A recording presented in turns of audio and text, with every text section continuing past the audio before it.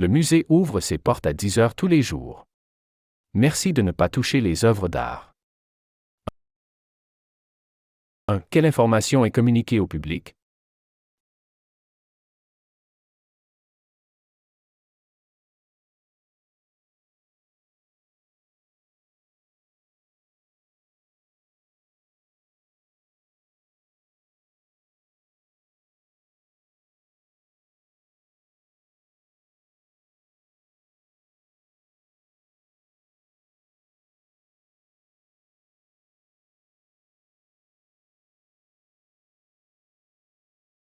Le restaurant, Le Gourmet, propose un menu spécial pour le déjeuner de 12 heures à 14 heures, du lundi au vendredi. Réservation au 02 33 44 55 66. 2. Que propose l'annonce?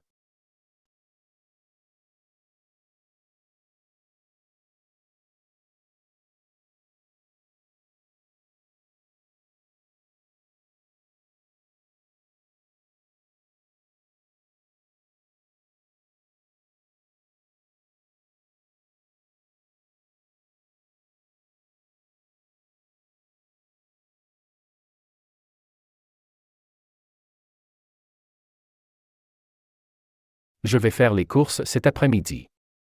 Je te rapporterai du pain et des fruits. À plus tard, Sophie. 3. Où va Sophie?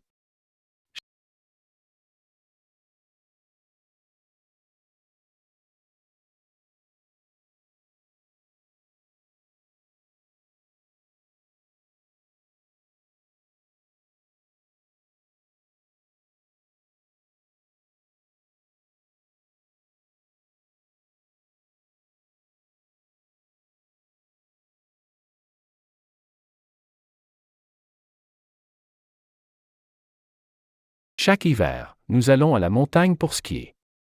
Mes parents préfèrent économiser de l'argent en préparant nos repas à l'appartement plutôt que de manger au restaurant. Ils trouvent que les prix des restaurants sont trop élevés. 4. Que savons-nous sur les parents?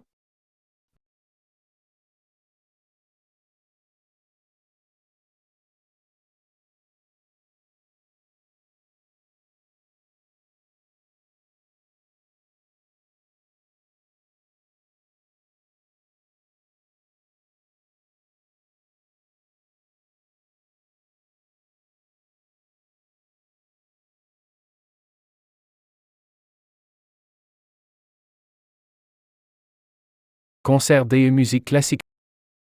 Réduction importante pour les étudiants sur présentation de leurs cartes. 5. Quelle est l'information affichée sur ce panneau?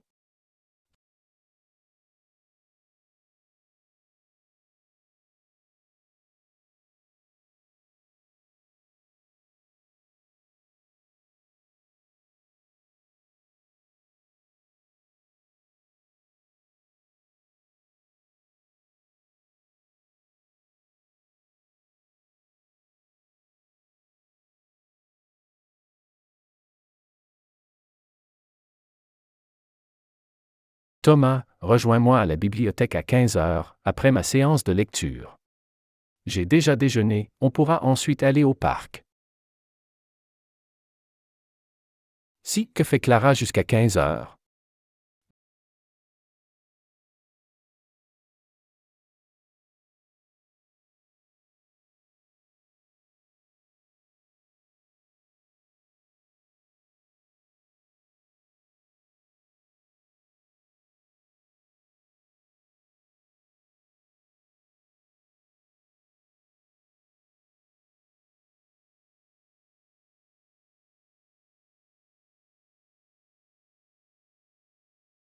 Bravo! Vous avez gagné un bon d'achat de 20 euros. Présentez ce message à la caisse pour recevoir votre bon. À bientôt! Votre magasin préféré. 7. Que fait le magasin dans ce message?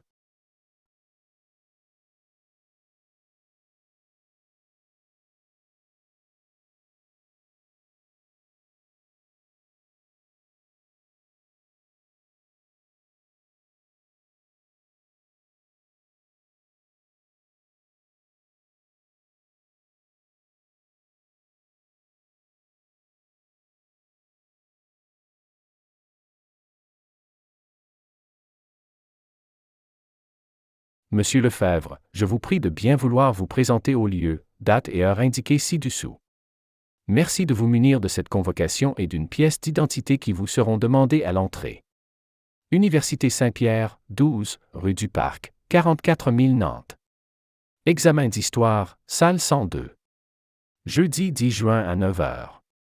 Durée 2 heures. Monsieur Dupont. Doyen de l'université. Oui, pourquoi Monsieur Lefebvre est-il convoqué?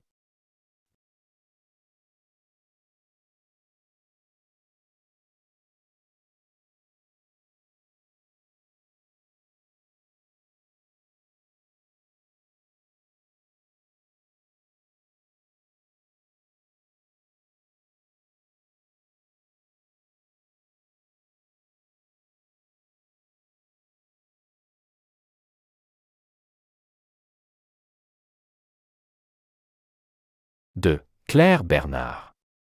À Antoine Dubois. Objet, projet de fin d'année. Bonjour Antoine, merci pour ton message.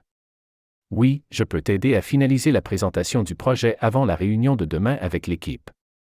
On pourra se retrouver à 14 heures à la salle de réunion 2. Bonne journée, Claire. 9. Pourquoi Claire Bernard écrit-elle à Antoine?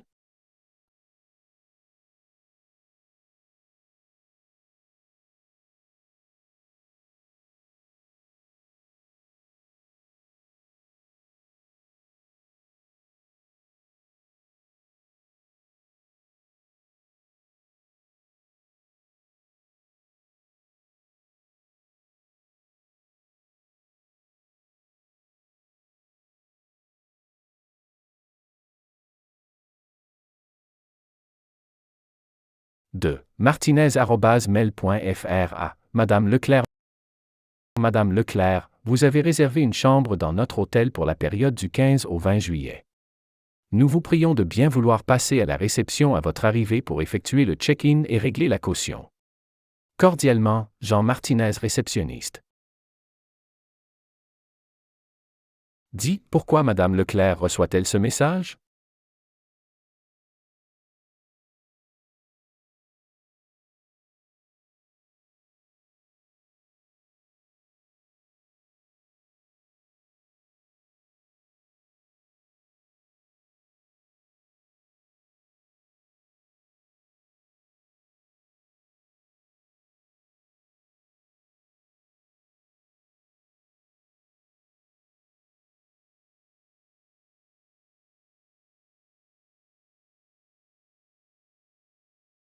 Conseil pour une utilisation sur d'Internet, utilisez des mots de passe forts et changez-les régulièrement.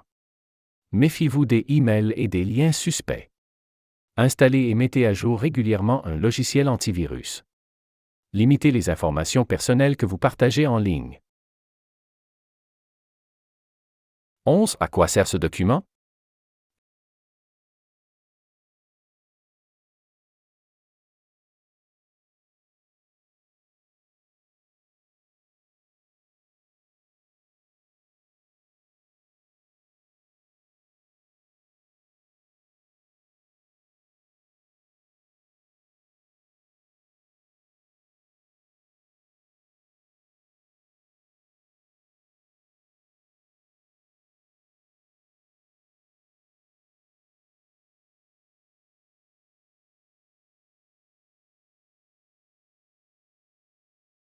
La foire aux talents artistiques de la ville a eu lieu ce week-end. Des artistes locaux ont exposé leurs œuvres dans diverses disciplines telles que la peinture, la sculpture et la photographie. Les visiteurs ont pu rencontrer les artistes, discuter de leur travail et acheter des œuvres directement auprès d'eux. Des workshops gratuits ont également été proposés pour initier les enfants à différentes formes d'art. 12. Quel était le but de la foire aux talents artistiques?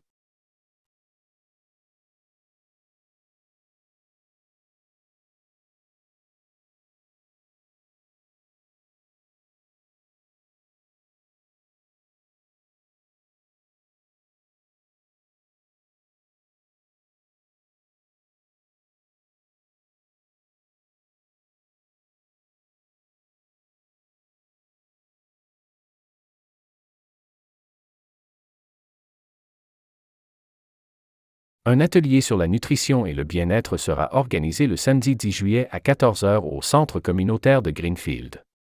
Le nutritionniste John Lefebvre, renommé pour ses interventions à la télévision, animera cet atelier interactif.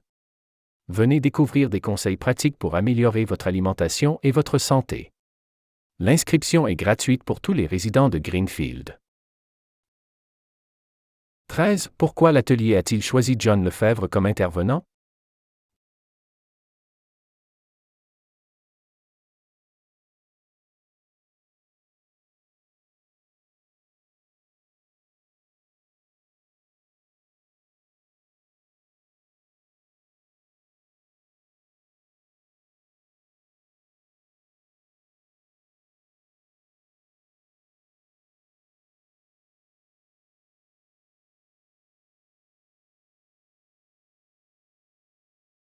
Ce samedi, la bibliothèque municipale de Riverdale organise une nuit des contes pour enfants. Au programme, des lectures animées par des conteurs professionnels, un coin créatif pour dessiner et une séance spéciale de projection de courts-métrages d'animation mettant en scène des personnages mythiques. 14. Que pourra-t-on faire lors de la nuit des contes pour enfants?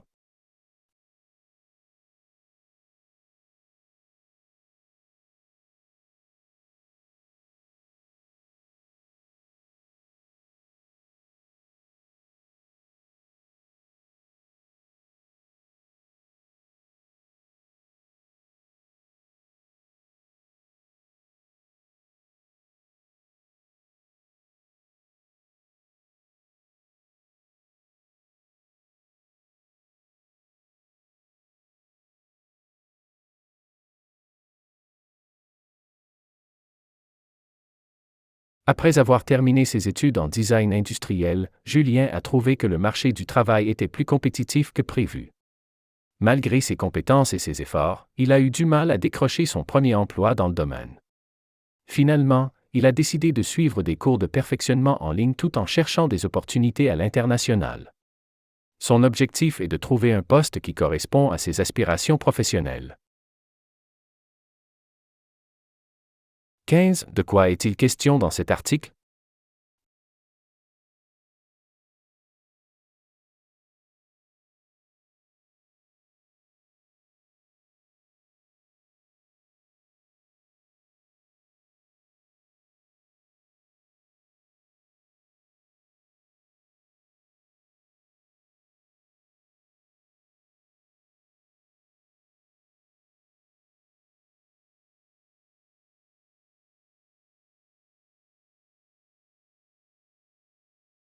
Un projet pilote sera lancé dans la ville de Lyon pour tester des feux de signalisation intelligents.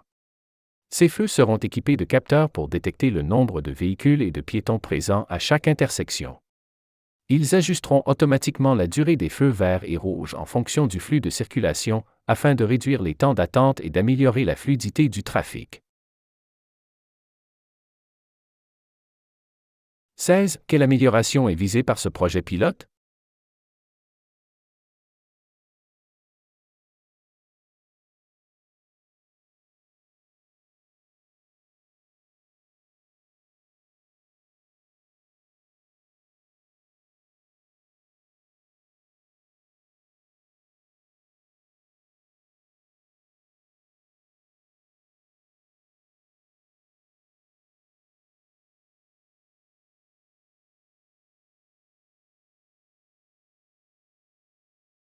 Institut de recherche en biologie marine cherche un chercheur, US, spécialisé en écologie marine pour rejoindre son équipe dynamique. Bonnes compétences en analyse de données, expérience en terrain et capacité à publier dans des revues scientifiques de renom sont nécessaires. Poste basé à Marseille, avec possibilité de mission sur le terrain. 17. En quoi consiste l'emploi proposé?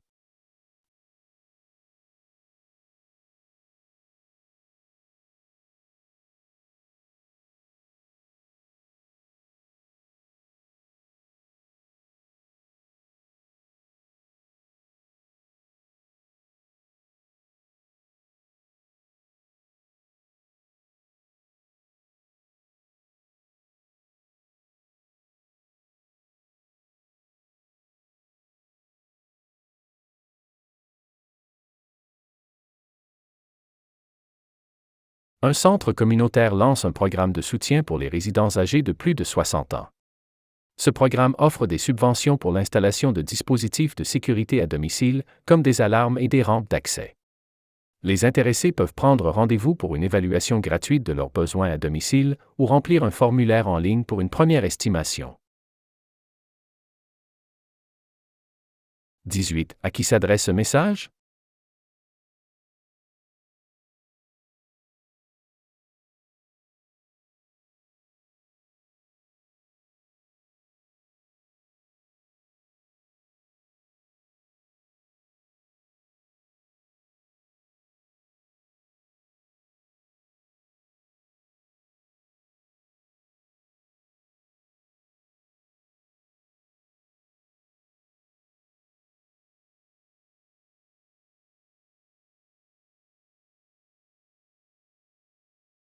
Le savoir-faire du café de Colombie. Le café colombien, réputé pour sa qualité et son arôme exceptionnel, a longtemps été menacé par des contrefaçons venant d'autres pays producteurs.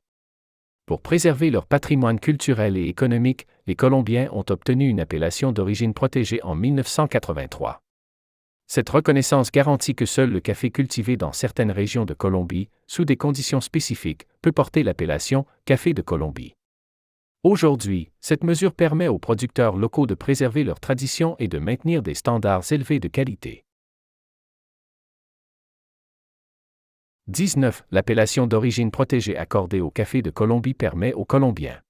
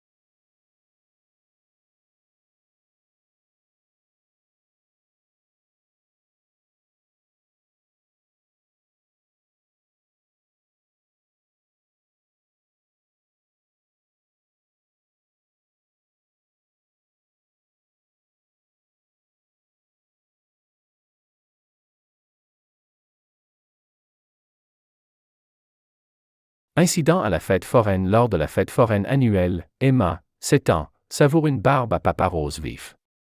Soudain, elle s'écrie: « Maman, il y a quelque chose de dur dans ma barbe à papa. » Sa mère, à côté d'elle, entend son cri de surprise. En réalité, Emma a découvert un petit bout de bois dans sa barbe à papa, qui aurait pu causer un accident. 20. Qu'est-il arrivé à Emma?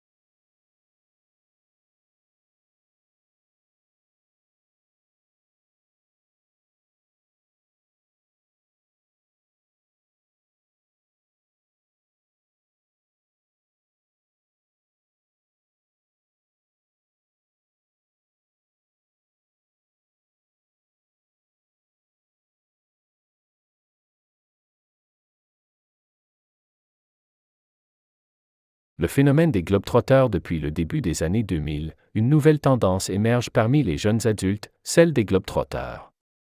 Ces passionnés de voyage choisissent de vivre une vie nomade, explorant le monde à travers des séjours prolongés dans divers pays. Motivés par la découverte culturelle et la diversité des expériences, ils sont souvent des professionnels freelance ou des télétravailleurs. Leur choix de vie reflète une volonté de liberté et d'exploration personnelle, mais peut parfois poser des défis d'intégration dans les communautés locales. 21. Que recherchent principalement les globetrotters?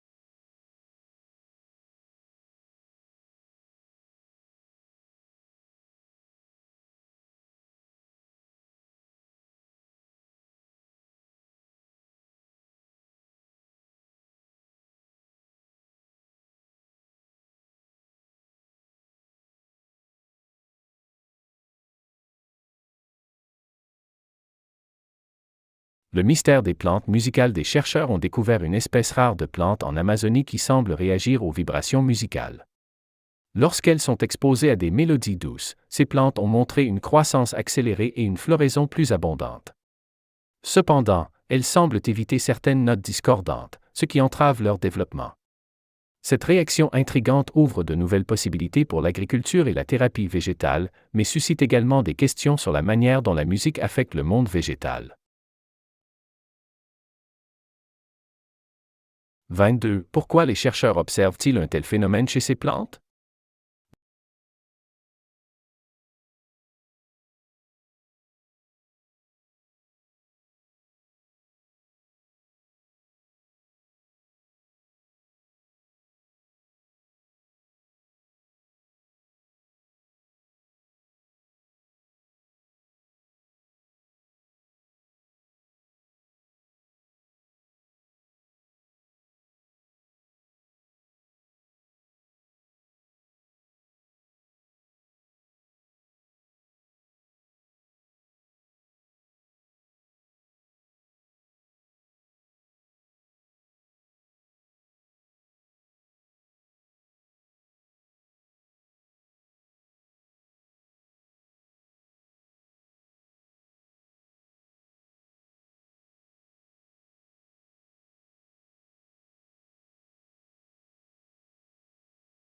Des études récentes suggèrent que certains chats domestiques semblent avoir développé une capacité étrange à prédire les conditions météorologiques à l'avance.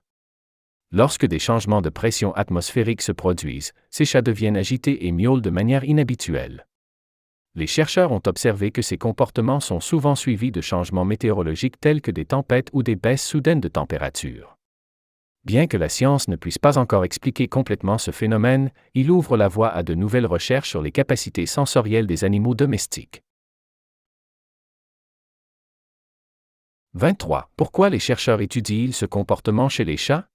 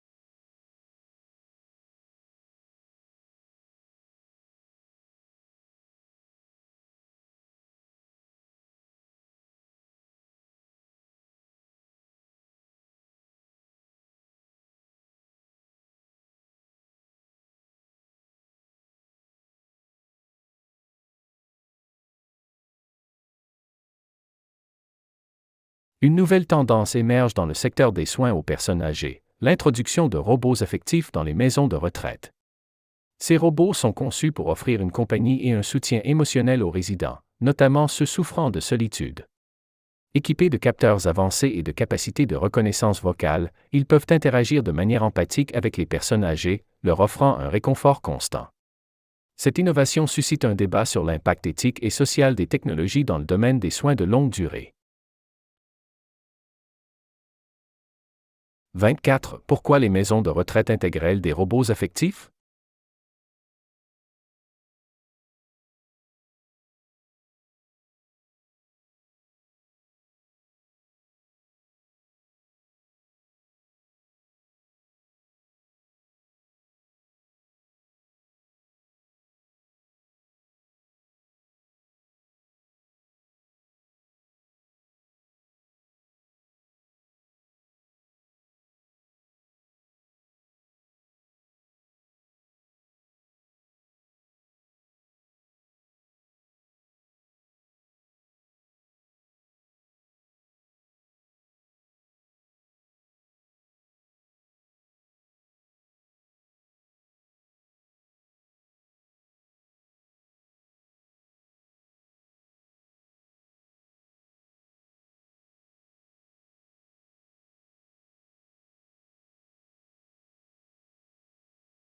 La gestion des déchets plastiques pose un défi croissant dans les villes modernes. Une solution prometteuse consiste à encourager l'utilisation de matériaux biodégradables et à optimiser le recyclage. Les plastiques conventionnels persistent longtemps dans l'environnement, contribuant à la pollution des sols et des cours d'eau. En revanche, les plastiques biodégradables se décomposent naturellement, réduisant ainsi l'impact environnemental. 25. Quelle est la meilleure approche pour réduire la pollution des déchets plastiques dans les villes?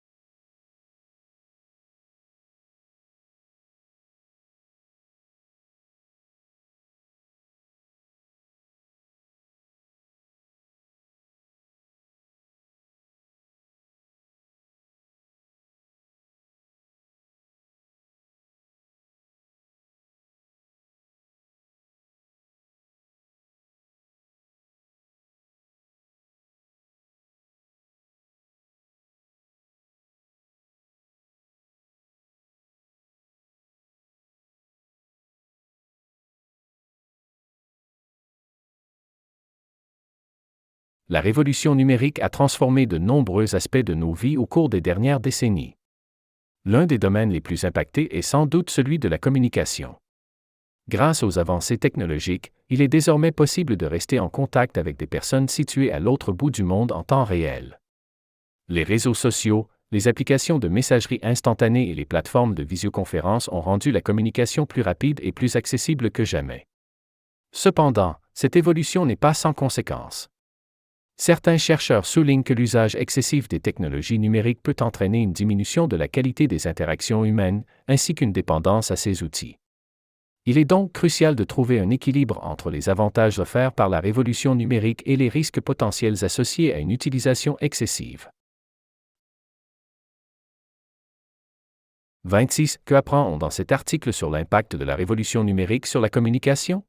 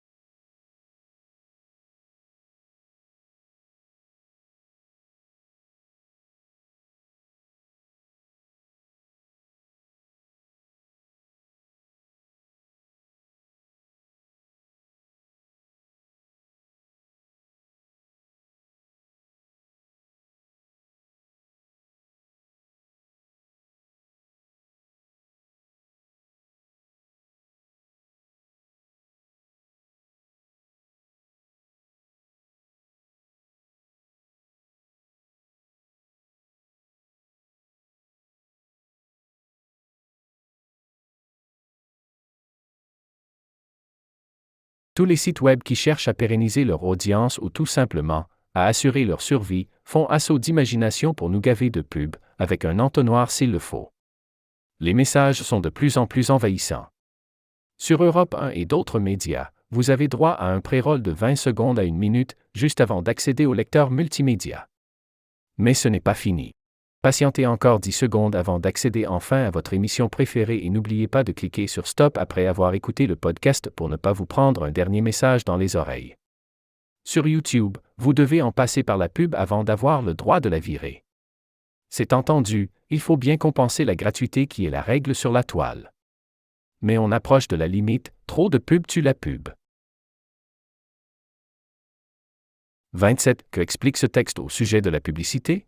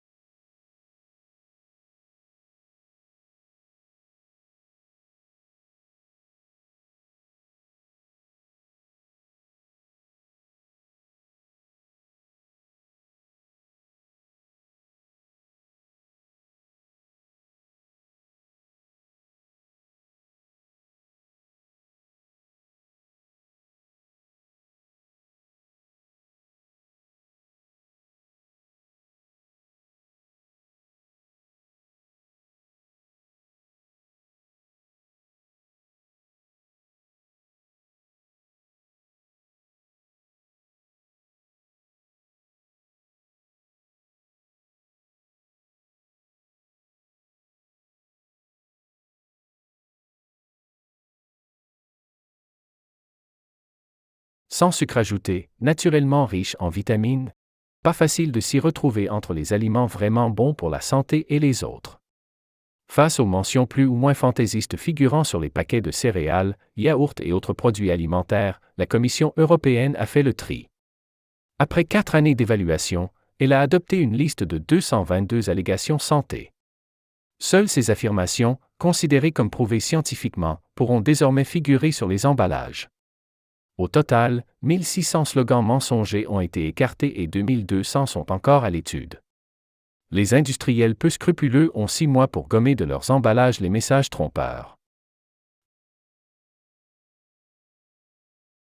28. Pourquoi le journaliste a-t-il écrit cet article?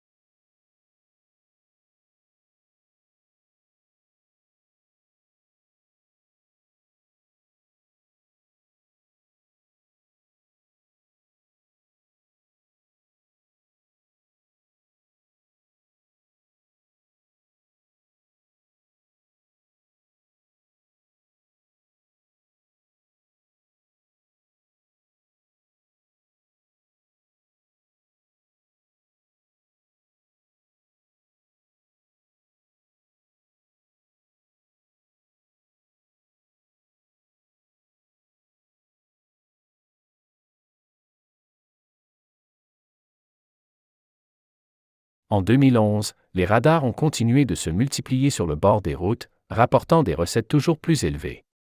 En revanche, le nombre de victimes sur les routes n'a que très peu baissé sur la même période. Alors, les radars, outils efficaces ou machines à sous? Le débat semble toujours d'actualité. 29. Selon l'écrivain du texte, à quoi servent les radars?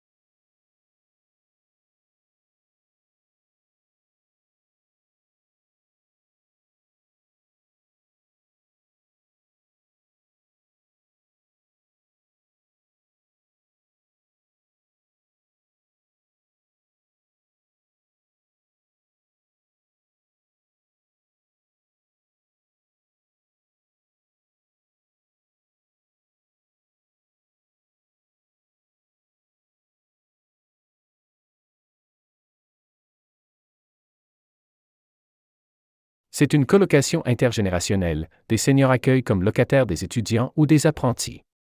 Une manière innovante de rompre l'isolement des personnes âgées, tout en fournissant un logement gratuit ou à prix très modéré à un étudiant ou apprenti. Plusieurs associations mettent en relation seniors et jeunes et s'assurent du bon fonctionnement de la colocation. La colocation malgré la différence de génération, c'est l'idée de la colocation intergénérationnelle qui se développe depuis quelques années en France et notamment à Paris. Environ 300 binômes, seniors étudiants, existent actuellement, et la ville de Paris encourage ce dispositif original, développé par des associations. C'est l'une des réponses face à l'isolement des personnes âgées et à la difficulté de se loger des plus jeunes. 30. Quel est l'intérêt de la colocation intergénérationnelle?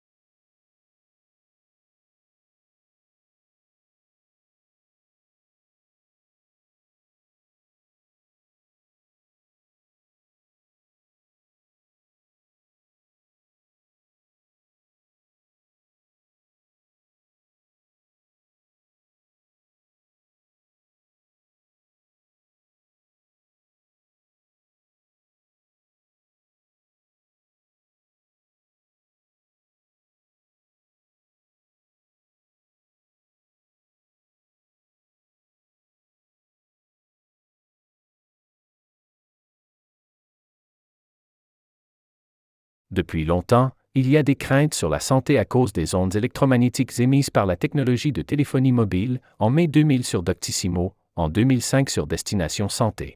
Invité de Laurent Ruquier dans son émission On a tout essayé, Richard Forget, avocat au barreau de Paris, défenseur du lanceur d'alerte Étienne Sandrier, faisait le point sur les dangers de l'utilisation du téléphone portable. De récentes études prouvent qu'il y a des risques de tumeurs cérébrales, confirmant les premiers résultats que nous avions communiqués en 2007. En 2001, l'étude Comobio dénonçant l'influence nocive des ondes émises par les téléphones cellulaires sur le cerveau. L'étude Comobio reconnaît qu'une exposition à des micro-ondes GSM provoque une modification de la chimie du cerveau, grave chez les enfants, alors que cette étude s'est faite sous contrôle du lobby des télécoms. Enfin, les études qui ont été faites par les Suédois et par les Américains montrent aussi la nocivité et le risque de tumeurs malignes cérébrales chez les accros au portable. 31 août 2007.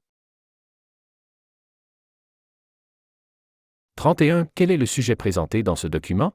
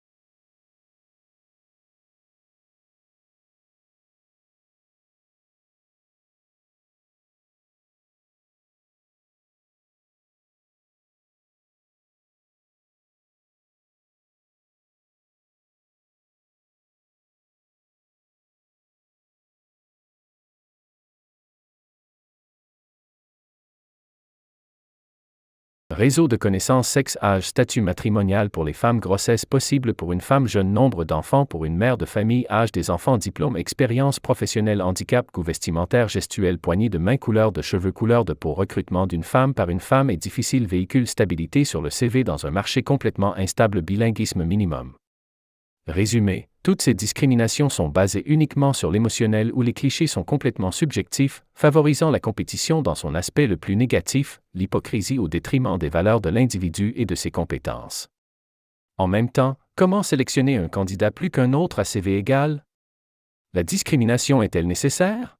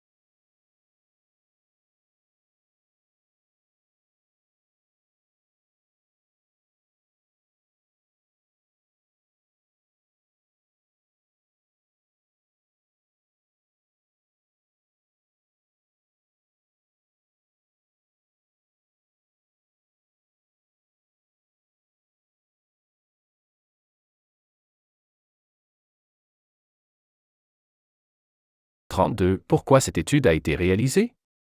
Que ne ferait-on pour discréditer l'homéopathie et les médecines alternatives qui représentent un réel danger pour l'industrie pharmaceutique car elles ne coûtent pas cher, n'ont pas d'effets secondaires, éliminent en grande partie les drogues allopathiques et, surtout, responsabilisent les patients, remettant ainsi en cause l'engrenage mortel de la société de consommation. Alors que dans la plupart des pays de la communauté européenne, les homéopathes, médecins ou non, sont parfaitement admis, chez nous, dans les meilleurs cas, la médecine officielle ne reconnaît qu'un effet placebo à l'homéopathie. 33. Comment est considérée l'homéopathie?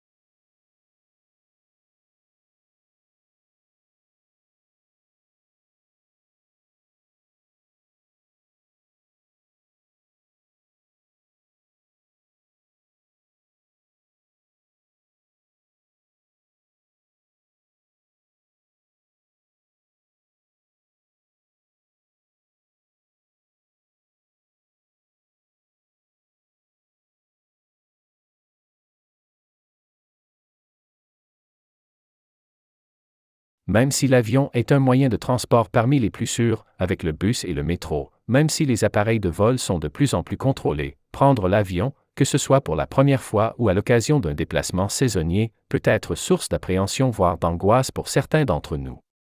Peur de l'inconnu, peur des turbulences, peur du crash, claustrophobie, les raisons d'avoir peur sont variées.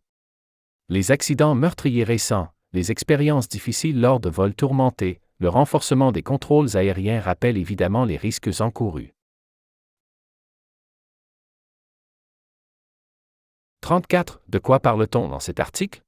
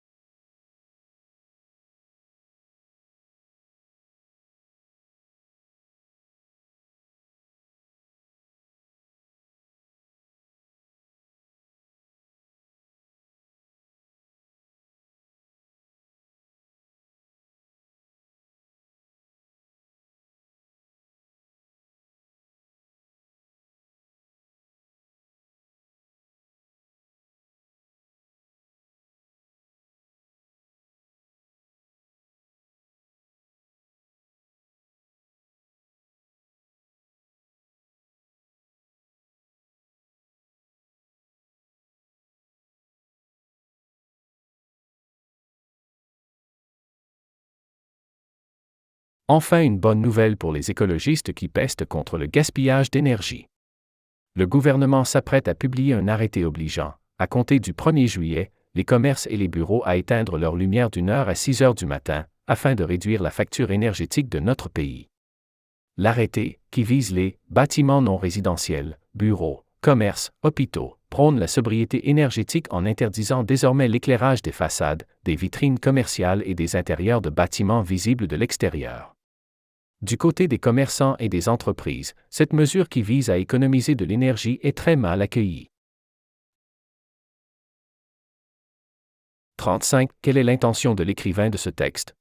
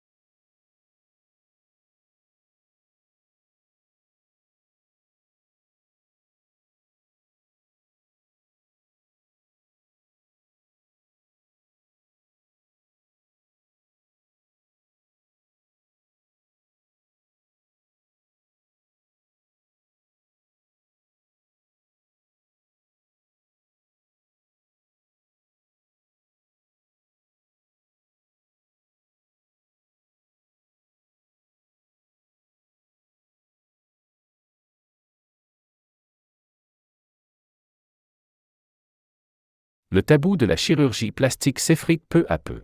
Emmanuel Béard, Brad Pitt, Cameron Diaz ou encore Nicole Kidman ont reconnu publiquement avoir eu recours au bistouri.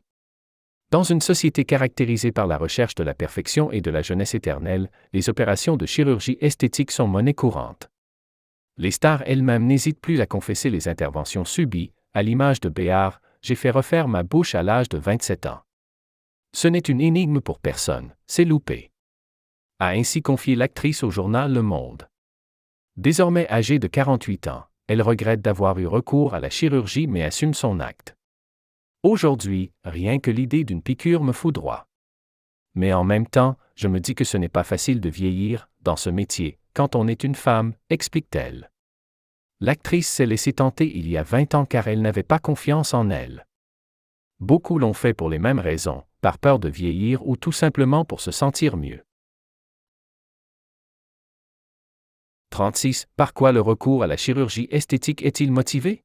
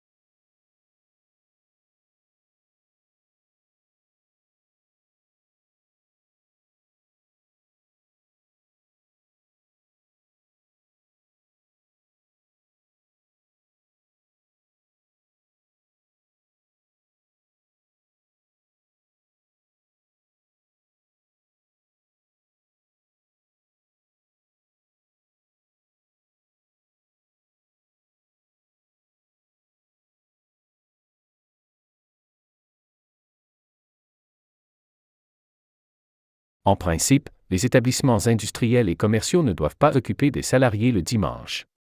Cependant, il existe des dérogations strictement énumérées par le Code du travail. Principe du repos dominical. L'employeur doit accorder à ses salariés un repos hebdomadaire de 24 heures au bout de 6 jours de travail. Ce repos est donné le dimanche. Attention, le non-respect du repos hebdomadaire ou du repos dominical est puni d'une contravention de 5e classe, soit 1 500 € par salarié concerné. Ce montant peut être porté à 3 000 € en cas de récidive dans un délai d'1 an. Certaines dérogations au principe du repos des salariés le dimanche sont, toutefois, prévues par la loi afin d'assurer la continuité de l'exploitation de l'entreprise ou de répondre aux besoins du public. Ces dérogations peuvent être de droit ou conventionnelles, permanentes ou temporaires, ne concerner que certaines zones géographiques seulement et faire l'objet ou non d'une autorisation administrative préalable. Remarque, ce principe ne s'applique pas aux commerçants ou dirigeants de sociétés qui peuvent ouvrir leur commerce sauf interdiction administrative expresse.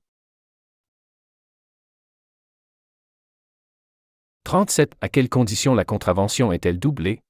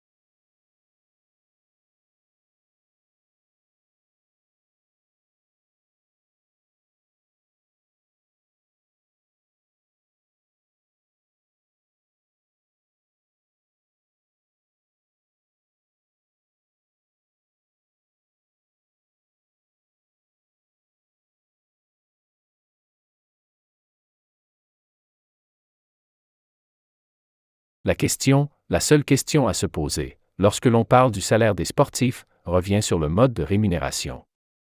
Actuellement, les sportifs ont, trop souvent, une rémunération composée à 90% d'un salaire fixe, exception faite, bien sûr, des tennismen, des golfeurs et autres cyclistes. En introduisant une part de variable, résultat, objectif, merchandising plus conséquente, les salaires dépendraient ainsi de la performance des sportifs et seraient moins sujets à débat. Un sportif étant donc à la fois un artiste et un vecteur commercial très lucratif, une place pour la finale de Wimbledon peut coûter jusqu'à 10 000 €, il est naturel de le rémunérer à la hauteur de son poids financier.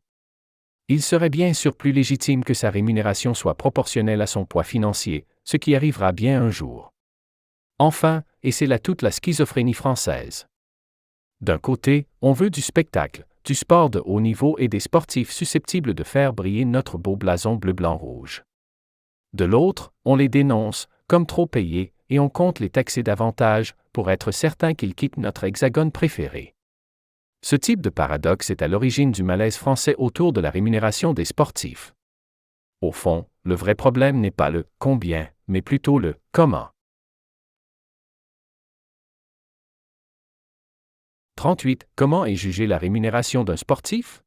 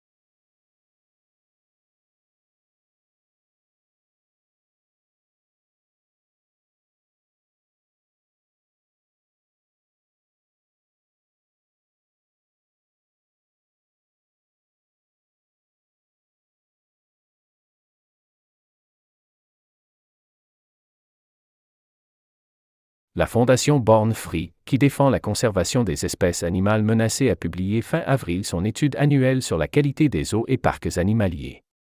Le zoo de Beauvais, Marineland d'Antibes, ou encore le parc zoologique de Fréjus, et, au total, 25 zoos français ont été sélectionnés au hasard parmi les 900 parcs français.